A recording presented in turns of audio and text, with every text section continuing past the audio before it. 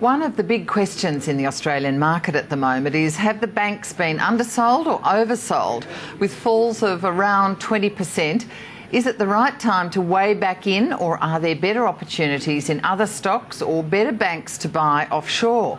Paul Moore is the founder and chief investment officer at PM Capital, and he joins me now live in the studio. Welcome to the program, Paul Moore. Thank you. Now, before we get on to banks and that sort of thing, I want to talk to you about Greece. I mean, the saga continues. You've just been there looking at opportunities, I understand, not lazing back on Santorini, or maybe you had a bit of time to do that as well. No time for that. What do you think about whether there is going to be a default, whether they can pay back anything, and what about the Grexit? Look, the reality is we don't know. Our conclusion was that the Greeks want to stay in the euro, but they don't want to take the hard medicine, and therefore we were concerned that by accident they'd get kicked out of the euro. So we basically decided that we weren't going to invest there. Now, the crazy thing is... You're not going to invest there? We're not going to invest there. So just too uncertain, is it? If we were 100% convinced they'd stay in the euro, we'd be investing there. But the fact that it's too uncertain and that no one seems to have a plan B, as I said, that we could just wake up one day and just find by accident that they've been booted out. So it's too hard to call. All right. Does it matter in the end? Does it matter to global markets? Does it matter to us? Our other conclusion was that it probably doesn't matter that much. The markets have had enough time now to deal with all the issues. European banks have repaired their balance sheets. So we think, the reality is if something like that happens, you might get a bit of a hiccup, but I don't think it's going to be a major issue. It's interesting because you are someone who, in the sort of the grips of the GFC, went and looked at specific sort of very stressed economies, looked at their property markets, and I'm thinking particularly the United States. You picked Las Vegas, which was probably one of the most distressed property markets. You also looked at Ireland and other areas that were really suffering. You invested there. Just briefly, why? But Greece doesn't fit that same bill? No, and basically, simple premise: from crisis comes opportunity. The housing crisis, the epicentre of that was Las Vegas. And when we did the background work, we were finding rental properties on 15% gross yields, which actually sounded too good to be true. But when we went over there and did the work, it was in fact true. So what did that mean? What did you do?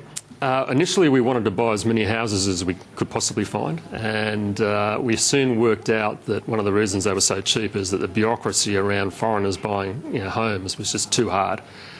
So we tried to find a way on the stock market that we could play the same theme, and we were kind of fortunate in that a company had recently come out of bankruptcy called Howard Hughes. And as the name says, it was the old property holdings of Howard Hughes. Oh, really? Including most of the spare land in Vegas. And at the time, because housing had come to an end or there was no building going on, they valued the land at zero. But the reality was it was worth a lot. So. All right, so when you say those yields were so good, sounded too good to be true, did that mean that people wanted and needed to rent, so they were easy to rent, but there were no buyers for them, so the house prices were really cheap? Yeah, there was one seller, the banks, getting rid of defaulted properties. And at the time, everyone was too scared to buy. Las Vegas will never recover. The US housing market will never recover. But so did you go into banks then too? Went into banks. We went into casinos in Las Vegas. Anything that Did you do your dough on casinos? Like made James a lot of money Packer on. No, MGM. We doubled our money, because things were very, very depressed. And as you know, the US economy has now recovered, and as a result, the risk premiums dropped, and the stocks are selling much, much higher. But no, it was a good opportunity. All right, I want to come back to Australia and talk about banks here. Do you reckon they're undersold or oversold? I mean, another relatively poor day for CBA today. Yeah, short term, they're probably a bit oversold because 20% in a month is a big decline. The more important issue is medium to longer term. We still think you're going to get better opportunities offshore because you've got a better earnings cycle, you get a bit of help from the currency, and the higher payout ratio dividend yield story is really only starting offshore, whereas one of the reasons the stocks have recently fallen back is that the sort of dividend yield story in banks was way overplayed in valuations, and they just got too expensive. So are you saying you think there are better opportunities overseas because you're a global specialist, or is it the other way around, you're a global specialist and you found some great value overseas? Correct. I mean, when we say global, we include Australia. So when we look for businesses that are mispriced, we don't care what the geography is. We just look nature of the business. Is it being mispriced by the market longer term? There's the opportunity. And it really just, 6 months ago, it stood out like a sore thumb that offshore banks were probably a third to a half the valuation of Australian banks for the same dynamics and probably better dynamics over 3 to 5 years. Better dynamics because they're coming out of a recession? Correct, and therefore they've got earnings tailwinds behind them, whereas what you're seeing now with the Australian banks is that they've got earnings headwinds. So it's going to be a lot tougher for them to grow their earnings, whereas offshore, they've recently come out of the greatest downturn in financial markets that we've ever seen. And so they've probably got a 3 to 5 year minimum cycle of positive earnings momentum. So which banks do you like? We started off with Wells Fargo in the US, then Lloyds in the UK, ING in Europe, Bank of Ireland. And to be honest, if I had to pick one group at the moment, probably the Spanish banks.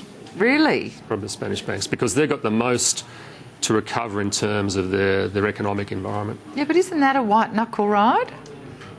You've probably had the white knuckle ride and now it's starting to settle down. So the market's still uncertain about certain issues, but that's what creates the opportunity, because if the market was certain, it wouldn't be mispriced. All right, looking at the big picture, Janet Yellen in the US is probably going to do the interest rate thing perhaps now later in the year. Will that be a buying opportunity for you? Because... Look, it's hard to tell. Trying to pick interest rate moves and their impact on markets is, to be honest, it's a waste of time. My instincts 6 months ago would have told me that when that happens, it is a buying opportunity. My instincts now tell me that by the time that happens, the market will have already worked it out and adjusted. And maybe it's still as soon as they do it, it might be a buying opportunity as opposed to waiting for a reaction and then buying. But it's a tough call. So you really haven't decided yet. You've got to see how the markets go. But then won't it be too late? You might miss the opportunity. Well, that's why you just want to focus on stocks and not worry about the macro noise, because if there's a business that you like, you believe it's a good business over the medium to longer term, when the price comes in your favour, that's when you buy, not when interest rates move or when you think Yellen's going to move, right, or any other macro factor. So again, just focus in on individual stocks. Absolutely. Overall, are you positive about the global economic picture that you're seeing? Yeah, we're still... and then the impact of that on stocks? Well, the reality is valuations have re-rated. I mean, US market's still pretty close to their high. But we think medium to longer term, they've still got an earnings cycle ahead of them. And Europe's only just started their earnings cycle. So in a nutshell, it's still far more favourable to own a business where you're getting sort of high single-digit returns as a business owner, as opposed to cash and bonds and property that are like... 0 to 1% offshore, and even here only 2 to 3%. So we'd much rather own a business. All right, Paul Moore, we've run out of time, but thank you so much for joining us. Talk to you again. Thank you.